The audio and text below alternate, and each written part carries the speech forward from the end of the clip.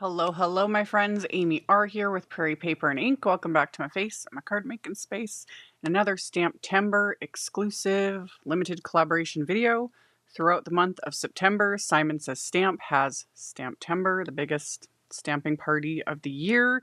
They have partnered with a bunch of crafty brands to release limited edition exclusive sets that are one and done. When they sell out, they are not restocked. However, all the brands that they've partnered with have product lines with stamps and dies and all the things, and I will have links as always. Today's video, or today's release, there's actually two brands that have collabs. As of doing this voiceover, I've only got the one video. I'm not sure if I'll get to the second one. I got my schedule messed up, and I've also been having some serious tech issues trying to get videos up, so everything's great. But I will have a link to all of the things, because the other brand being released today is from Colorado Craft Company, which is also very popular. Lots of great images, everything. So I will have all the links like I always do. The one that I did or got done for this video is the Whimsy Stamps collab. It's Halloween themed. I couldn't resist. It's super cute. And again, great product line. I will have links to all of the things and to those brands in the description box below the video, as well as links to everything I used to make my cards. That will be listed and linked below as well. My links are affiliate links. That just means that if you click on one of my links, end up placing an order, I get a little kickback from that at no extra cost to you. It is what helps pay the bills and keeps the channel going. And let's get right into making these cards. Okay, so this is the Pumpkin Booze stamp set from Whimsy Stamps and Simon Says Stamp. And as usual, I couldn't choose which images, so I stuck them all onto some Simon Says Stamp smooth white 120-pound cardstock inside my MISTI. And I'm going to ink these up and stamp them with Simon's Intense Black ink, which is an alcohol marker friendly ink.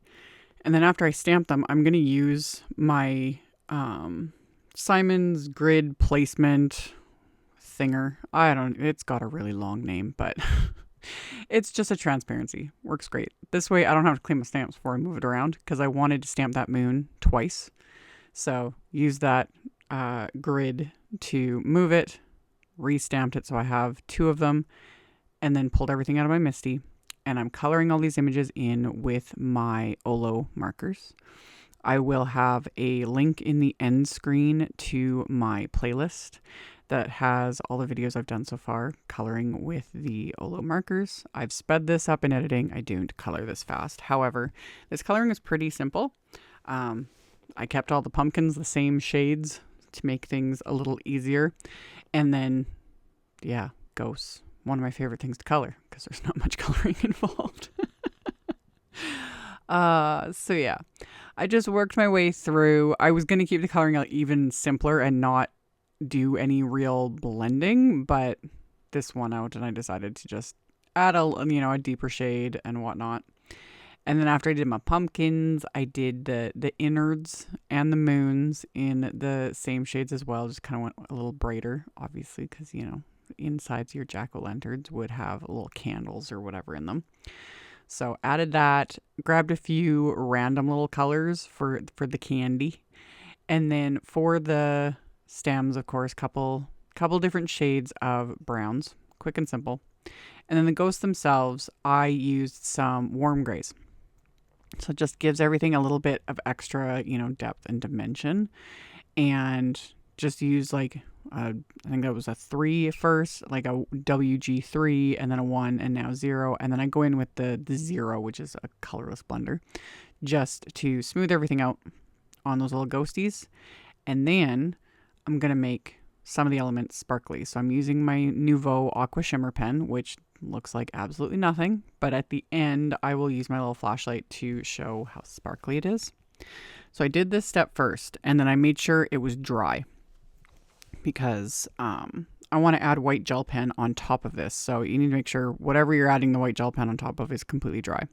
So I let that fully dry and then went in with my gel pen and added just dots and highlights and whatnot. Again, not following any sort of light source whatsoever. Just stuck them wherever I thought they would look cute. It gives it that little extra something. So this is my Jelly Roll 10 gel pen. This is the widest one. This is the one I use and have been using for I don't even know how many years now. So yeah, went through, added all of that. Once I'm done with the little white gel pen bits, I am going to cut these out. As of doing the voiceover, the coordinating die set for this, like the combo with the stamps and dies, is available. I don't have the wafer dies for any of the STAMPtember sets, so I am fussy cutting everything, and that is okay. So once I was done cutting them out, I pulled out the Dotty Whirlpool 3D embossing folder from Simon Says Stamp. I didn't mist my cardstock. Normally I do, but this is another one of those ones where the pattern itself is not super deep. So I'm not as concerned. I only missed the cardstock when, you know, we've got those deeper patterns that there's a better chance of your cardstock cracking. But ones like this, it's pretty rare. So I didn't mist. I just ran them through my die cutting machine. And then I'm using the back side of this cardstock where the actual design is debossed, and then applying ink. And I've shown this in other ways in other videos, like, you know, it's usually referred to as the blackout technique, but for this I'm just using, I didn't add any other inks. I just kept it as white cardstock, and then I'm applying chipped Sapphire Distress Oxide ink. And the thing to remember with this is, regardless of what, you know, ink pad you're using, is to not press with the ink pad. So it takes a little bit longer because I'm just very lightly swiping it, but I'm not smushing my ink pad onto the cardstock because I don't want to press the ink into any of that debossed detail because I want it to stand out. So I decided to completely cover this. I've shown in other ways too, leaving, you know, more texture, things like that, but I love how this looks. I need to play with this embossing folder some more because it's fun. So after I had applied the ink to these backgrounds, I trimmed these backgrounds down to 3. I took about 1/4 inch off each side, so about 3 3/4 by 5 inches. So trim them down, and then of course I'm going to add some splatter. So I've got my Distress Mica stain in Harvest Moon. Shook it up really, really well. Make sure all of that shimmery mica goodness is fully dispersed, and then I just apply a bit to a palette since I just want like a light splatter. I don't want to spray with this. I don't want big splotches, anything like that. So I applied it to a palette and then just use my fan brush to splatter this. And same thing, I'll show at the end with the flashlight, it'll pick up the shimmer, and love it. So applied all of that, set those aside to dry, which didn't take very long because it's such a small amount. So I set those aside, and I grabbed a piece of black cardstock. I used my anti-static powder tool on it to prevent the embossing powder from clinging to anything other than what I've stamped. And I stamped the Trick or Treat sentiment from that Pumpkin Booze set with clear embossing ink, covered it with Simon's Detail White embossing powder, tapped off the excess, and then I'm going to melt these with my heat tool. Once these are smooth and melted, I'll then use my microfiber cloth to wipe away that excess anti-static powder because that doesn't look very pretty. And once I've got that wiped off, I used one of the nested domed arches wafer dies to die cut these sentiments, and it kind of made it look like a tombstone.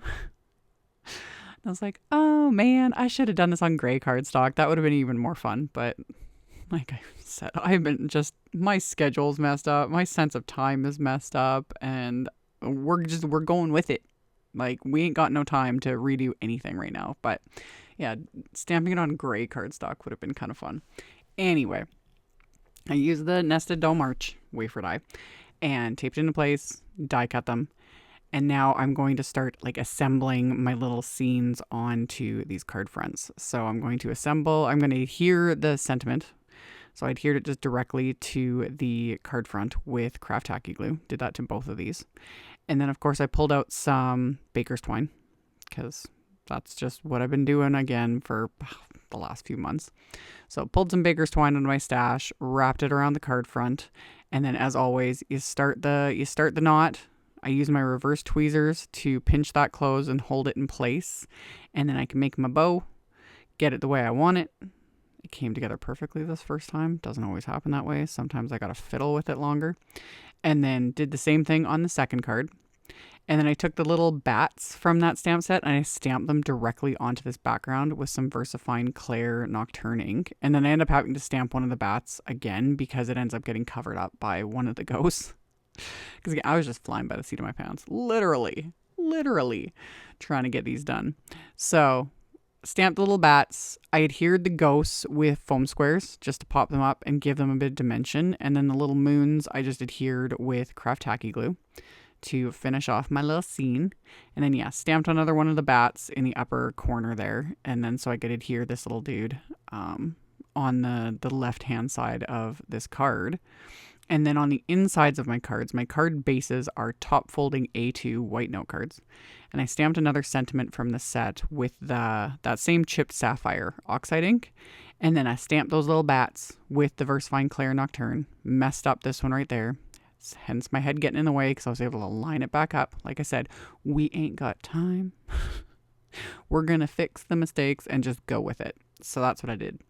And then after I did that, I'm going to adhere my card fronts to my card base with craft tacky glue. And then I just stuck something heavy on top just to hold everything down and let the glue dry. And once the glue is dry, these cards are complete. So then I'll be able to show you guys with my little flashlight. We've got the sparkly from the Nouveau shimmer pen on the moon and the insides of the jack-o'-lanterns. And then of course the shimmer from the Distress Mica stain. Love. I wish you guys could actually see the texture too from the embossing folder. It's just fun. So much fun. So, like I mentioned in the intro, I'll have links to all the things in the description box below the video. So if you just expand that, everything will be listed and linked, all the info. And then at the end of the video, in the end screen, I'll have other videos, the playlist using Olo markers, all of that. That'll be at the end as well for you to check out if you're interested. And I'll also link to my Halloween playlist, which I'll add this one too. So that'll be in the end screen as well. Thank you all so much for hanging out with me. Hope to see you soon in another video. Bye. Thank you so much to my amazing Patreon supporters. For anyone that might be interested in supporting me over on Patreon, the link to that is in the description box below the video. For everyone else, as always, thank you all so much for taking the time to watch my videos, for thumbs upping, commenting, subscribe if you haven't. I'd love to have you. And here's a couple other videos for you to check out in case you missed them. Bye.